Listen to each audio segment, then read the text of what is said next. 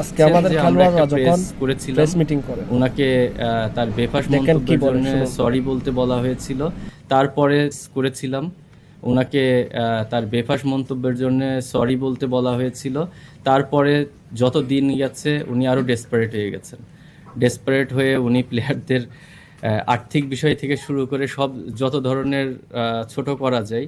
মিথুন ভাই যেটা বললো, আমরা জানি যে গতকালকে একটা ঘটনা ঘটেছে, যে আমরা সবসময় বলে থাকি যে ক্রিকেট বোর্ড আমাদের অভিভাবক, এবং তারা যদি এরকম মন্তব্য করে থাকে তাহলে এটা অবশ্যই আমাদের জন্য একটা দুঃখজনক। সবাইকে জিনিসটা হচ্ছে অ্যাজ এ প্লেয়ার, সেটা মেয়ে হোক ছেলে হোক, বাট জিনিসটা হচ্ছে যে ফ্যাসিলিটি যখন আপনি ভালো মতন দিবেন, একটা প্লেয়ার ওখান থেকে গ্রো আপ করবে।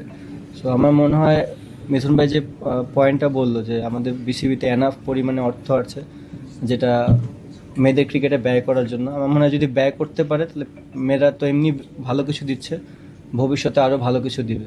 সো আমি বিসিবিকে বলবো যে এই জিনিসটা যেন করে খুব তাড়াতাড়ি, তাহলে আমাদের যে ক্রিকেট অঙ্গন আছে মেয়েরা এখানে।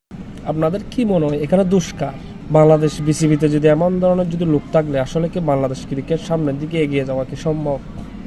আপনাদের কি মতামত?